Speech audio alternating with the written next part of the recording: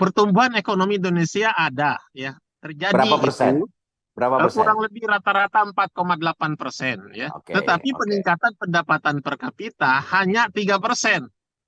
Kok bisa ada kok bisa ada selisih antara pertumbuhan ekonomi dengan rata-rata peningkatan pendapatan per kapita? Nah, itu terjadi drainage, ya, kebocoran manfaat pertumbuhan ekonomi itu ke luar negeri.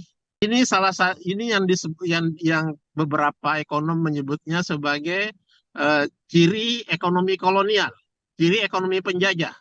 Seperti yang terjadi tadi saya sebut, seperti terjadi dengan pertumbuhan ekonomi di zaman VOC, zaman penjajah Belanda, di mana terjadi pertumbuhan ekonomi tinggi, tetapi yang menikmati itu adalah penjajah Belanda, negeri Belanda sana. Kita tidak se ekstrim itu, tetapi peningkatan pendapatan per kapita hanya 3% setahun tersebut, itu kalau dimakan oleh inflasi habis itu, praktis tidak meningkat. Jadi kalau orang mengatakan bahwa kok ekonomi makin sulit, ya karena memang rata-rata pendapatan masyarakat konstan. Jadi ada data Oke. ekonominya itu, Bang. Ya. Jadi Pak Andi ingin mengatakan bahwa kebijakan ekonomi rezim Jokowi ini itu identik dengan kebijakan ekonomi kolonial pada zaman itu ya. Pada tingkat tertentu ada ciri-ciri yang sama, ya. Ya, Itu bisa itu satu. dijelaskan. Bisa Ya, dijelaskan ya. seperti yang terjadi pada yang saya sebut tadi pada periode penjajahan Indonesia tahun 1730 sampai 1770, ketika periode tanam paksa tersebut, ya.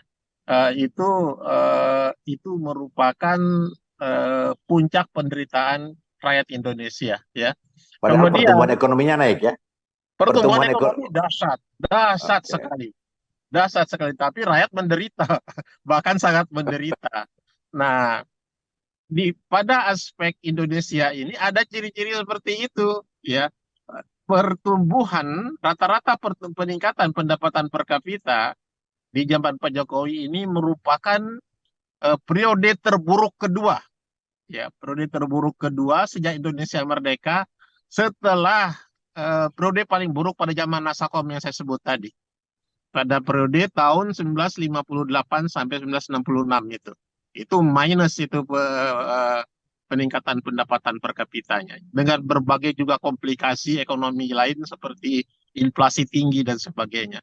Jadi itu indikator eh, yang memang akurat untuk menggambarkan kondisi ekonomi Indonesia. Dan Di bawah pimpinan indikator, Jokowi. ya, di bawah pimpinan Jokowi. Dan indikator utama ini, pendapatan per kapita, inilah yang menentukan apakah suatu negara, ya, masuk kelompok negara miskin, masuk kelompok low middle income country, atau high middle income country, atau ekonomi maju. Dasarnya pendapatan per kapita. Sayangnya pemerintah jarang sekali berbicara hal ini, tentang pendapatan per kapita ini. Padahal pendapatan masyarakat itu, atau rata-rata pendapatan masyarakat, merupakan proksi terbaik atau pendekatan terbaik tentang daya beli masyarakat, purchasing power. Nah, kalau masyarakat tidak, daya belinya itu rendah, ya gimana mau maju ekonomi? Sehingga berbicara pertumbuhan saja, ya, tidak berbicara tentang pendapatan per kapita. Itu pun kita belum masuk ke isu yang kedua, yaitu ketimpangan ekonomi. Jadi begitu, Bang Amos. Jadi Apalagi yang bisa kita Pak diskusikan Andi, tentang pendapatan per Pak kapita? sorry. Hmm. Jadi Pak Andi ingin mengatakan bahwa rezim Jokowi ini atau rezim ekonomi Jokowi ini adalah sebuah rezim yang menyerupai rezim ekonomi kaum kolonial pada zaman itu. Kira-kira begitu. Sehingga tidak ada alasan menurut Pak Andi untuk melanjutkan ke rezimnya Jokowi ini. Kira-kira begitu. Kalau meningkat cuma 3% per tahun, kapan kita akan jadi negara ekonomi maju? Akan sampai lebaran kuda, ya, kalau kata Tapi salah tapi satu ada tokoh. klaim Tapi ada klaim dari rezim Jokowi bahwa pertumbuhan dan kemajuan ekonomi di bawah pemerintahan Jokowi ini berhasil, sehingga sebagian kalangan kelompok masyarakat, khususnya kelompok-kelompok masyarakat menengah atas atau katakanlah para pengusaha, mereka mengatakan bahwa Jokowi berhasil secara ekonomi. Bagaimana Bapak bisa menjelaskan ini? Kalau kita pakai data Bank Dunia ini, data Bank Dunia, ya, atau Bank Indonesia pun ada data ini, cuma tidak terlalu sering dibicarakan, ya. Bappenas ada data-data ini.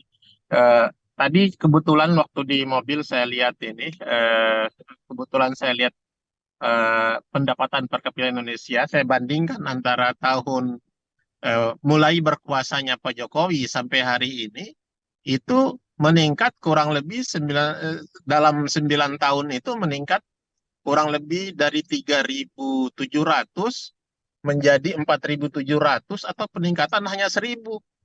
Kalau dibandingkan dengan jadi peningkatannya hanya sekitar 1.000 US dollar ya dibanding 3.700, itu rata-rata 3% per tahun itu. Bandingkan misalnya dari zaman Pak Habibie, B.J. Habibie, sampai kemudian 2014 itu peningkatan pendapatan per kapita ya. Terakhir Pak Harto itu tahun 97, rata-rata pendapatan masyarakat itu 1.100 US dollar per tahun. Kemudian pada tahun 2014 menjadi 3.700 per tahun. Artinya dalam 15 tahun pertama usia reformasi ini terjadi peningkatan pendapatan per kapita kurang lebih 3 kali lipat atau 300%. Artinya Berarti, Pak Andi, artinya Pak Andi ingin mengatakan bahwa rezim reformasi ini secara ekonomi berhasil meningkatkan kesejahteraan, ya? benar. Karena 300% dalam 15 tahun, berarti 20% per tahun. Dan itu kita capai dalam kondisi di Indonesia demokratis. Reformasi sebenarnya on the right track. Dan dalam 15 tahun pertama reformasi, mulai kacau-kacau cawe-cawe ini setelah di zaman Pak Jokowi. Begitu, Jadi Bang. di bawah pemerintahan Jokowi secara ekonomi bisa kita lihat indikator-indikator bahwa sesungguhnya rejim Jokowi ini gagal jika dibandingkan dengan awal reformasi itu, Pak Andi, ya. Kira-kira begitu, Pak Andi, ya. Dari segi ekonomi gagal, ya. Ya harus kalau kita makanya saya lebih enak kita menggunakan perbandingan tadi. Ya. Dari 97 sampai atau 98 reformasi sampai 2014 peningkatan 300%, 3 kali lipat, berarti dibagi 15 tahun rata-rata 20%. Di zaman Pak Jokowi hanya secuil 3% peningkatan pendapatan per kapitanya. Maka rakyat makin menderita karena daya beli nggak ada. Nah, kalau rakyat makin menderita, apa tega kita mau lanjutkan ini, Bang Amos? Tega banget. Kita yang terbiasa membaca angka-angka begini, kita yang kelas menengah ini intelektual begini, apa tega gitu. Udah bangsa ini nggak berkalah dengan banyak bangsa-bangsa lain tertinggal. Tega banget kalau kita mau lanjutkan. Jadi ini enaknya nih ngobrol cerita dari mulut ke mulut dengan Bang Andi Azizi Amin. Dia ingin menjelaskan bagaimana bahwa Jokowi ini harus diberhentikan, atau Jokowi ini rezim ekonomi Jokowi ini adalah sebuah rezim yang gagal, yang kemudian Pak Andi menjelaskan dari perspektif ekonomi. Untung saya bicara dengan Pak Andi sebagai seorang ahli di bidang ekonomi yang juga mengajar di Universitas Indonesia.